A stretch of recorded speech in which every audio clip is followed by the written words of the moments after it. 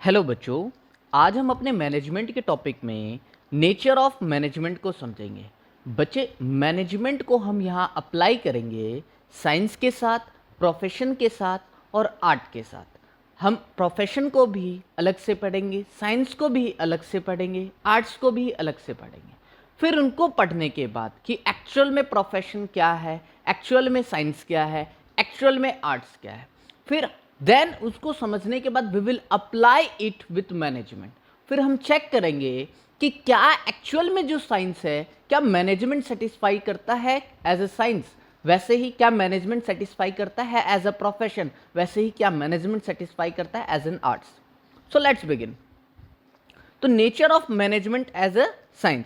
तो बच्चे, साइंस की डेफिनेशन को अगर हम समझे तो साइंस क्या है? एक सिस्टमैटिक बॉडी ऑफ नॉलेज है। यानी साइंस के अंदर एक पूरा सिस्टम होता है नॉलेज लेने का, और जो वो नॉलेज है बच्चे, वो ऑब्जर्वेशन पे बेस्ड होता है। ठीक है?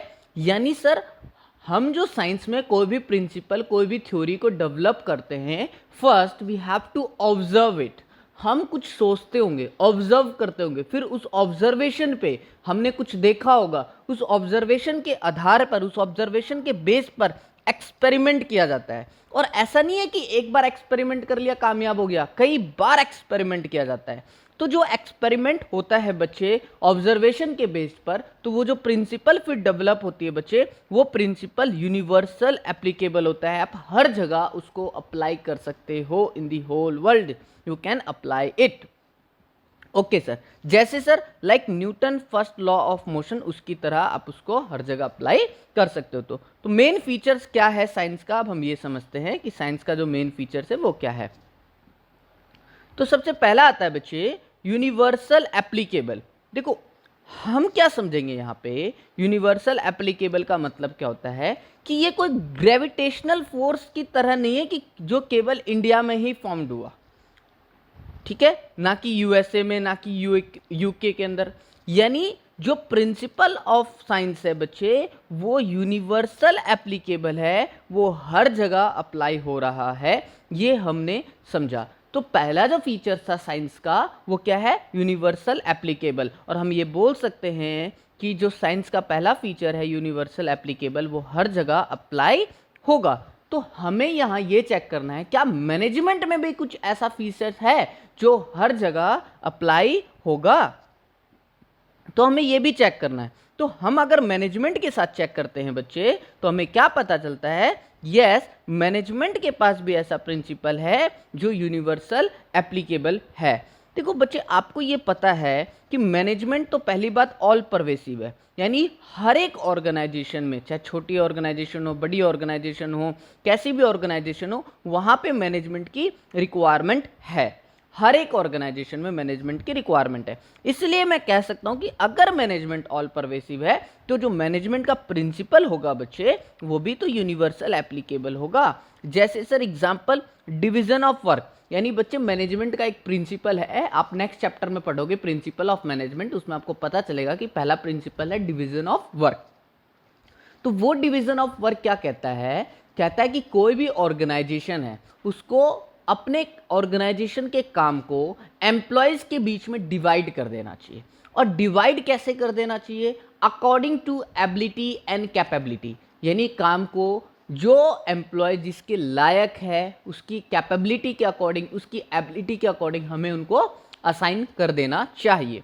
तो अब एक बात सोचो, ये प्रिंसिपल बना डिवीजन ऑफ वर्क, तो ये हर जगह एप्लीकेबल होगा या नहीं होगा? मेरे ऑर्गेनाइजेशन में तो केवल एप्लीकेबल नहीं होगा, आपके में भी होगा, पड़ोस के भी ऑर्गेनाइजेशन में, यानी सबके ऑर्गेनाइजेशन में ये प्रिंसिपल अप्लाई हो सकता है ना। क्योंकि हर कोई तो अपने ऑर्गेनाइजेशन का वर्क जो है असाइन तो ऐसे ही करेगा, कैपेबिलिटी और एबिलिटी के अकॉर्डिंग। तो मैं कह सकता हूं यस कि मैनेजमेंट का प्रिंसिपल भी यूनिवर्सल एप्लीकेबल है और साइंस का प्रिंसिपल भी यूनिवर्सल एप्लीकेबल है। नेक्स्ट फीचर हम पढ़ते हैं साइंस का बच्चे, जो है ऑब्जर्वेशन एंड एक्सपेरिमेंट बेस्ड। तो हमने यहां क्या सीखा कि जो साइंस का प्रिंसिपल है वो बेस्ड है ऑब्जर्वेशन और एक्सपेरिमेंट पे। जो साइंस का प्रिंसिपल है वो बेस्ड है ऑब्जर्वेशन एंड एक्सपेरिमेंट पे। यानी न्यूटन ने क्या देखा बच्चे, पहले उसने ऑब्जर्व किया होगा कि एप्पल इज फॉलिंग, उसको ऑब्जर्व करने के बाद ही तो उसने एक्सपेरिमेंट किया, ठीक है। तो हम यहां पे क्या कहना चाह रहे हैं बच्चे, उसने एक एग्जांपल और दिया है या आप पढ़ लो बच्चे। नेक्स्ट इसमें अगर हम बात करते हैं तो क्या कह रहा है कि जो प्रिंसिपल है साइंस का वो ऑब्जर्वेशन और एक्सपेरिमेंट बेस्ड तो होता है, लेकिन ये प्रिंसिपल ऐसे नहीं है कि जो बच्चे रातों रात डेवलप किए गए हो, ऐसे ये प्रिंसिपल नहीं है। यानी इन प्रिंसिपल्स को डेवलप करने में बहुत लॉन्ग ऑब्जर्वेशन चाहिए और कई बार हमें एक्सपेरिमेंट करना पड़ता है, तब जाके कोई भी साइंटिफिक थ्योरी को हम क्या कर सकते हैं बच्चे, प्रूव कर सकते हैं। तो यानी हमने ये सीखा कि साइंस का एक ऐसा प्रिंसिपल जो होते हैं वो बेस्ड होते हैं एक्सपेरिमेंट पे और ऑब्जर्वेशन पे, और वो रातों रात हम उसको डेवलप नहीं कर सकते, हमें उसके लिए लॉन्ग ऑब्जर्वेशन एंड एक्सपेरिमेंट करना पड़ता है, जब जाके कोई भी साइंटिफिक थ्योरी जो है वो प्रूव होती है। तो क्या हम चेक करें कि मैनेजमेंट में भी कुछ ऐसा है, तो हम कह सकते हैं कि यस सर, जो मैनेजमेंट के प्रिंसिपल्स हैं वो भी डेवलप किए गए हैं ऑब्जर्वेशन और एक्सपेरिमेंट के बेसिस पे, ठीक है। और वो क्या करते हैं, जो एक्सपेरिमेंट और ऑब्जर्वेशन के बेसिस पे हम करते हैं, तो वो लोग एक अच्छा एनवायरनमेंट बनाते हैं ऑर्गेनाइजेशन के अंदर, और जिसकी वजह से प्रोडक्शन अच्छा होता है, और जितने रिसोर्सेज हैं, चाहे मैन का रिसोर्सेज है, लेबर का, मटेरियल का, कोई भी रिसोर्सेज है, उसका प्रॉपर यूटिलाइजेशन होता है, कोई भी आइडल नहीं रहता, सब हम प्रॉपरली इस्तेमाल कर पाते हैं। तो एक गाइडेंस है ये, मीन्स इसकी वजह से, इस प्रिंसिपल की वजह से ऑर्गेनाइजेशन को क्या मिलता है बच्चे, वो अपने गोल को अचीव कर पाता है। लेकिन हम इसमें अभी और कुछ भी जानेंगे। वो प्रिंसिपल यानी मैनेजमेंट जो बेस्ड है बच्चे किस चीज पे, ऑब्जर्वेशन एंड एक्सपेरिमेंट पे बेस्ड है, तो वो कैसे हुआ, देखो मैं एक एग्जांपल ले रहा हूं। मान के चलते हैं बच्चे कोई भी ऑर्गेनाइजेशन है, उसमें आपको ये पता है कि एम्प्लॉय काफी देर तक काम करेंगे, काम करते करते बच्चे वो ऑफकोर्स सी बात है कि वो टायर्ड फील करेंगे, ठीक है, ये तो स्वाभाविक है कि वो टायर्ड फील करेंगे। तो सर वो जब टायर्ड फील करेंगे तो उनको कुछ देर के लिए रेस्ट चाहिए, ताकि वो अपनी स्टेमिना को दोबारा से रीगेन कर सके।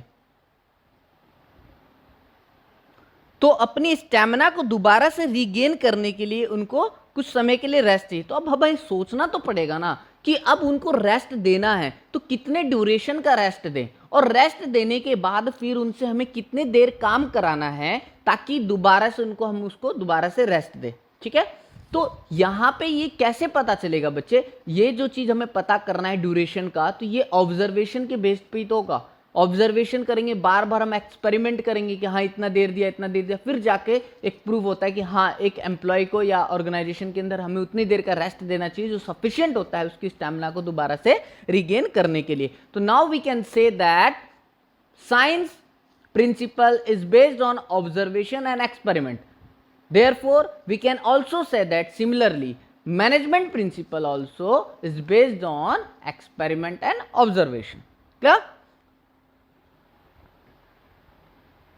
अब थर्ड पॉइंट, अब हम ये चेक कर रहे हैं बच्चे कि जो साइंस है क्या वो कॉज एंड इफेक्ट रिलेशनशिप, ये साइंस का फीचर है। हम कह सकते हैं यस कि जो साइंस का प्रिंसिपल है बच्चे वो क्लियरली हमें पहले ही बता देता है कि क्या होने वाला है, व्हाट लाइकली टू बी, और वो क्यों होने वाला है, किसी पर्टिकुलर कारण की वजह से या किसी पर्टिकुलर कॉज की वजह से। जैसे बच्चे Newton third law of motion, उसने क्या स्टेट किया कि every action has opposite reaction, ठीक है। यानी यहां पे उसने पहले ही बता दिया ना कि हर एक एक्शन का अपोजिट रिएक्शन होता है, ठीक है। तो यहां एक्शन क्या है, कॉज है, और रिएक्शन क्या है, इफेक्ट है। जैसे for example if I am throwing the ball in the up in the air, तो हमें यह पता है कि मैंने बॉल को ऊपर उछाला बच्चे, वो नीचे गिरेगा, नीचे गिर रहा है, तो वो क्या है, इफेक्ट है। कॉज क्या है उसका, रीजन क्या है बच्चे, ग्रेविटी, ठीक है। तो मैं कह सकता हूं ना कि साइंस का जो प्रिंसिपल है बेस्ड है किस पे, कॉज पे एंड इफेक्ट रिलेशनशिप पे। तो आपको सिमिलरली बताना है क्या मैनेजमेंट का प्रिंसिपल भी बेस्ड है कॉज एंड इफेक्ट रिलेशनशिप पे। तो हम कह सकते हैं यस, मैनेजमेंट प्रिंसिपल भी एस्टेब्लिश होते हैं बच्चे कॉज एंड इफेक्ट रिलेशनशिप पे। यानी वो कैसे प्रूव होगा, देखो एक ऑर्गेनाइजेशन के अंदर जो मैनेजमेंट कोई भी डिसीजन लेता होगा तो वो डिसीजन क्या करता होगा बच्चे, उस ऑर्गेनाइजेशन के अंदर पॉजिटिव इंपैक्ट डालता होगा या नेगेटिव इंपैक्ट डालता होगा। फॉर एग्जांपल आप प्रिंसिपल ऑफ मैनेजमेंट चैप्टर को पढ़ोगे बच्चे तो वहां एक प्रिंसिपल आएगा, principle of authority and responsibility. यानी इसका मतलब क्या है सर कि आपको मैंने, सपोज मैं एक मैनेजर था, मैंने आपको authority they the, authority in sense आपको मैंने पावर दे दिया, ठीक है मैंने आपको पावर दे दिया, आप मेरे फाइनेंस डिपार्टमेंट के मैनेजर थे, मैंने आपको पावर दे दिया कि जिन क्रेडिटर से हम माल लेते हैं आपको क्या करना है, उनका चेक पास कर देना है, ये आपके हाथ में पावर है, ठीक है। लेकिन मैंने आपको रेस्पॉन्सिबिलिटी नहीं दी बच्चे, मैंने ये नहीं कहा आपको कि ये 2 दिन के अंदर हो जाना चाहिए, मैं आपसे जवाब लूंगा, ये आपकी रेस्पॉन्सिबिलिटी, मैंने आपको रेस्पॉन्सिबिलिटी बाउंड नहीं किया। तो वहां आपको ये लग रहा है हाँ मेरे पास पावर है, मैं जब चाहूंगा चेक पास कर दूंगा, क्या दिक्कत है, मेरे से तो कोई पूछने वाला नहीं है कि चेक पास किया या नहीं किया, ठीक है, वो रेस्पॉन्सिबिलिटी नहीं मिली। लेकिन जब मैं आपको कह देता ना, सुनो ये चेक है, इसको आपको पास करना है, आपके हाथ में पावर है, पर विद इन 2 डेज आप मुझे रिपोर्ट करोगे उसको पास करने के बाद, उस बंदे को यहां समझ आ जाता कि मेरे ऊपर रेस्पॉन्सिबिलिटी है, मेरे ऊपर कोई अकाउंटेबिलिटी है, मुझे कोई चेक करने वाला है, ठीक है, तब वो काम सही तरीके से करता। लेकिन जब मैंने उसको रेस्पॉन्सिबिलिटी नहीं दी बच्ची, सिर्फ पावर दे दिया, तो उसका बिहेवियर जो है वो इररेस्पॉन्सिबल हो जाएगा, वो अपनी मर्जी से काम करेगा। समझ रहे हो। सिमिलरली अभी आप देख रहे हो हम आपको होमवर्क दे रहे हैं बच्चे, ठीक है, हम आपको यहाँ पावर दे रहे हैं यार, you are free whatever, जैसे भी आपको वर्क करना है आप उसको इजिली कर लो। लेकिन आपको ये पता है कि अगर आपको लगता है कि कोई चेक करने वाला नहीं है हमारे काम को, कौन देखेगा, अभी तो हम घर बैठे हैं, कौन चेक कर रहा है हमारे वर्क को, कोई चेक नहीं कर रहा, तो आप लोग काम नहीं करोगे अगर सही ढंग से, तो वो बिहेवियर आपका कैसा आ रहा है, इररेस्पॉन्सिबल बिहेवियर। लेकिन आपको ये पता होगा ना जब कि हाँ सर हमारे वर्क को चेक कर रहे हैं डेली बेसिस पे, तो आपका और सर अपना टाइम टेबल बना रहे हैं, सारा शेड्यूल बना रहे हैं, रोज कौन काम कर रहा है या नहीं कर रहा है, तो आपको पता होगा अगर ऐसा, तो आपका बिहेवियर इररेस्पॉन्सिबल नहीं होगा, आप सही टाइम पे काम करोगे। समझ रहे हो। तो ये था बच्चे कॉज एंड इफेक्ट रिलेशनशिप। तो मैं कह सकता हूं कि साइंस जो प्रिंसिपल है बच्चे वो कॉज एंड इफेक्ट रिलेशनशिप पे बेस्ड है। सिमिलरली मैनेजमेंट का जो प्रिंसिपल है वो भी कॉज एंड इफेक्ट रिलेशनशिप पे बेस्ड है। नेक्स्ट पॉइंट आता है बच्चे कि जो साइंस का प्रिंसिपल है ना वो प्रिडिक्ट कर सकता है आपके फ्यूचर को। है सर साइंस का प्रिंसिपल प्रिडिक्ट कर सकता है फ्यूचर को? हाँ बच्चे, जो साइंस का प्रिंसिपल होता है वो आपके फ्यूचर को बता सकता है। सर कैसे कैसे कैसे, मैं तो अपना फ्यूचर जानना चाहता हूँ। देखो बच्चे हम आपको बताते हैं कि मान के चलो आपको ये पता है कि आपको अगर 300 किलोमीटर ट्रैवल करना है 5 आवर में, यानी 5 आवर्स के अंदर 300 किलोमीटर आपको ट्रैवल करना है, तो आपको किस स्पीड से चलना पड़ेगा। ठीक है, तो वहां पे आपको आंसर मिल जाता है कि 60 किलोमीटर पर आवर अगर हम स्पीड से चलते हैं तो 5 आवर्स में हम 300 किलोमीटर ट्रैवल कर सकते हैं। तो ये आपने प्रिडिक्ट कर लिया ना, कि कैसे प्रिडिक्ट किया, साइंस के प्रिंसिपल की वजह से। समझ रहे हो। तो वैसे ही सिमिलरली मैनेजमेंट के अंदर भी होता होगा सर। हाँ बच्चे, मैनेजमेंट के अंदर भी ऐसा होता है।